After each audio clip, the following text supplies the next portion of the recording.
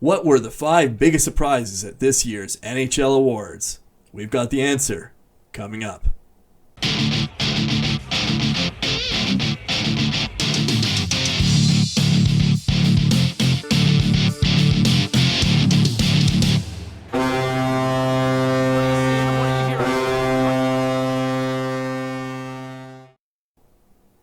All right, Paul. So NHL awards are in the history books this year, and it's going to be fun to just go through and take a look at some of the big surprises here. Everybody, keep on the video right to the end. We're saving the best for last in this list for here.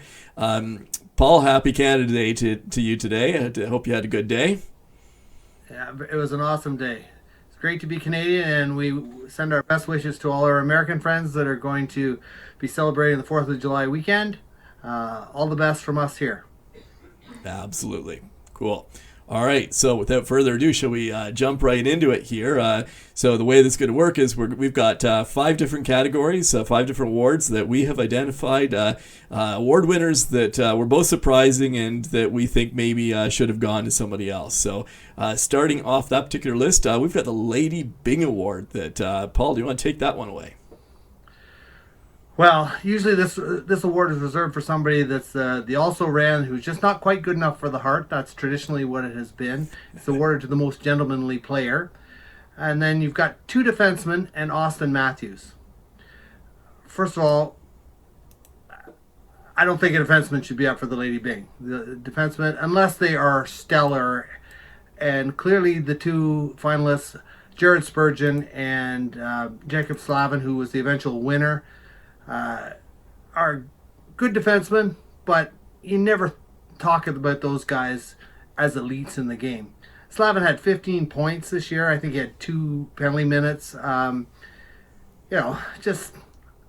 sure he was great for his team, but there's total miss here. This is Auston Matthews all the way. Auston Matthews had a tremendous season, breaking out even further as a superstar. The sky's the limit for this kid. He wasn't good enough to get the Hart this year. He should have got the Lady Byng. All right, I'm going to take the next one here, which is the Selke Award. So this one went to Aleksander Barkov, but here Puck Dudes were thinking that maybe Patrice Bergeron might have been a better winner. But before I get into that one, Paul, I just have to take a second to just question the legitimacy of the Selke Award. The definition for this one is that it goes to the forward who demonstrates the most skill in the defensive component of the game. And now this is like an oxymoron if I've ever heard one. I mean, forwards are, by definition, they're the guys that are catapulting the offense on down at the other end of the ice. And if you turn that around and look at an award that's honoring the offensive guy who shows the most defensive strength, I get it. There's an angle there. You want guys that are two-way forwards who are able to also protect their own end, but there's still a definitional problem there. Anyway, that aside, if you boil it down to the different categories, the different measurable statistics that are going to be critical for this particular award, it really comes down to a combination of production, goals, assists, points on the one side, but coming from somebody who's got a really good, solid plus minus. And if you look at the 2 players in question, or the 2 ones that we're looking at here, the Barkov who got the award, he was a bit more of a producer. I think he got 26 goals, 32 assists, 58 points. That was about 10 points more than Bergeron, 23 goals and 25 assists. But Bergeron had plus 27 compared to Barkov's plus 12. And that just doesn't compare. I mean, that's a pretty significant difference in a key aspect. If you're not able to protect against when you're on the ice, if you're being outscored, that's a measurement of both sides of the rink, and that clearly shows that Bergeron should have gotten the Selke Award. Okay, next right. for the Norris Award. I agree with you on that, Adrian. I think they should change the definition of the award, make it for the best 200-foot player or best all-around player, or forward, I mean. Yeah. It's certainly, if you're going to give the best defensive award, I think faceoffs need to factor into that, which, Bergeron is historically one of the best in the league. I think he was the best, or up near the top. Now, what about a guy like Bo Horvat? You know, he's tremendous on the faceoff dot. So I don't like this award. It always goes to somebody that puts up numbers and less focus on the defensive game. You know, if you're going to have a defensive award, make it so your fourth line guy has a shot to win it, because that's what the fourth line guys do. They shut down the big lines. All right, so the Norris Award. Yeah, this one's the head shaker. You know, I wrote an article on my predictions on puckdudes.com, and geez, Adam Fox had a breakout year, no doubt about it. He ended up with 40 some odd assists. He was tremendous on the power play, had a great plus minus, but he played for the New York Rangers. They didn't even make the playoffs. How do you give the best defenseman award to a guy whose team didn't even make the playoffs? You've got Victor Hedman, who is stellar, and one of the things we struggle with here is obviously recency bias, because we're watching a guy like Hedman and how good he is in the NHL playoffs. They almost need to have these awards done and over before the playoffs start, because then you start to see how good these guys are in the playoffs. But in my mind, the guy that should have won this award, hands down, Cale Makar. You know, he dominates both ends of the rink. He skates like the wind. He's got all the moves. He was a point-a-game guy. He missed a little bit of time with COVID. He had better stats than Fox. You know, I look at Adam Fox and I think, yeah, he's a great defenseman, but there's about 4 or 5 defensemen I'd want on my team before I have Adam Fox. Nothing to take away from him, but there were better choices there, in my opinion. All right, I am doing the Vezina trophy for the best goaltender in the league. And I need to say exactly I'm going to repeat exactly what you just said a minute ago, Paul, that the question of, you know, when you give the award and, you know, the playoffs taking place around us as the awards are being announced, how can that not, you know, sway at least, you know, even if it doesn't sway the initial selection, it's going to sway how we react to it, because we see it playing out in real time in front of us. Either get it all done with ahead of time, or include the playoffs and make that legitimately a part of what is being considered for the awards. Go one way or the other. Right. Just don't go this middle ground of making it about the regular season performance and then awarding it halfway through the playoffs. Doesn't make any sense at all. Anyway, for best goaltender, the three nominees were Philipp Grubauer, who had a tremendous year. I mean, just a dominant year in Colorado. Andrei Vasilevskiy, and we see what's happening again in real time in the Stanley Cup Finals. You know, this is a guy who's, you know, just doing amazing things for his team. And Marc-André Fleury, another fantastic goaltender. But here's what it boils down to for me. When you look at their stats, their wins, losses, their save percentage, their goals against average, these are 3 guys who in those categories, you know, and those are real things, they're putting up fairly similar numbers, but there's one really huge difference between them in terms of what happened this year, is that Marc-André Fleury was not winning as many games because he wasn't playing as many games. And it's not a huge difference, but when you actually look at the minutes on ice, Marc-André Fleury, 2,147 minutes on the ice. Grubauer had 2,367. Vasilevskiy, 2,524. So boil that down to the difference between, say, Vasilevskiy and Fleury. That's 6.5 more games, full games, that Vasilevskiy played in his season over Fleury. You know, if you're looking for an edge, there's the edge. If all other factors are the same, then you have to say, well, what's different here? Vasilevskiy was playing more, and therefore he was winning more.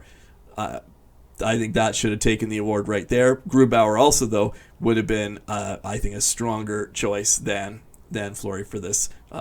Again, no flaw to Fleury, no fault to Fleury. He's a great goaltender, but I just think Grubauer or Vasilevskiy, either one would have been a stronger choice there. Okay. Right, and you take trophy. away. Sorry, I want to add to your thought on that, because I always have lots to say. So, Philipp Grubauer missed a little bit of time with COVID, and when he wasn't out, the Avalanche weren't as good. They were looking for help. When someone else played, the Avalanche weren't as good. So that's enough for me.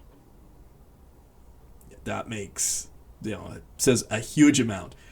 And you could also look at Vasilevskiy in terms of when he wasn't the guy on the ice for Tampa Bay, their numbers dropped precipitously. I mean, he made the difference in an awful lot of games in terms of whether Tampa Bay was winning or losing. And that a lot of that was has been repeated in this playoffs. Not just the fear of if he got injured, well, where would Tampa Bay be? Because they're totally dependent on his performance. So. Right. Okay. Yeah. Yep. Excellent. Hart Trophy. All right. So it's not that we find that this is the wrong choice, because this is a case, again, the Hart Trophy has a definition problem. It's supposed to go to the player adjudged to be most valuable to his team, and yet it always goes to the best player in the league. And you've got the Ted Lindsay Award that will do that. So why not make this award truly what it's saying? The player that's most valuable to his team. I would argue that you take Connor McDavid away for a few games, you've got a guy like Leon Draisaitl and others that can step up and fill the void. Now, certainly they're not going to do it at the point production level that Connor McDavid did, but I'm of the opinion that Connor McDavid didn't make that much of a difference to his teammates as much as he's a one-man show. When he's on the ice, he does it all himself, and the other players, get the scraps that fall their wayside, and then they can put it in the net based on that, just because Connor is so good. I think a guy like Nate MacKinnon is more valuable to his team. Nate MacKinnon is lights out, a game changer when he's on his game, and I would say even more so than Connor McDavid is. Now, I'm not saying Connor McDavid isn't the best player in the league, because clearly he was. He had otherworldly statistics. We're almost getting to the point where we're starting to compare him in the same breath as Gretzky and Lemieux and those guys that put up those kind of numbers. So, yeah, I get why they picked him, but I disagree with the way the award is structured. I look at a guy like Carey Price. You take Carey Price away from the Montreal Canadiens, which happened at the end of the season, and that team wasn't very good when he wasn't there. You take a guy like, this is an extreme example, but a guy like Zach Hyman means more to his team than I think Connor McDavid did. When the Leafs needed to get going, they would move Zach Hyman around from line to line to get that line going. He was a tremendous asset and probably more valuable specifically to his team than Connor McDavid was. So those are just some examples, and I know I'm going to get some blowback on this because Connor is spectacular and nothing to take away from him, but he won the Ted Lindsay. Let's call the Hart what it is, the player that's most valuable to his team.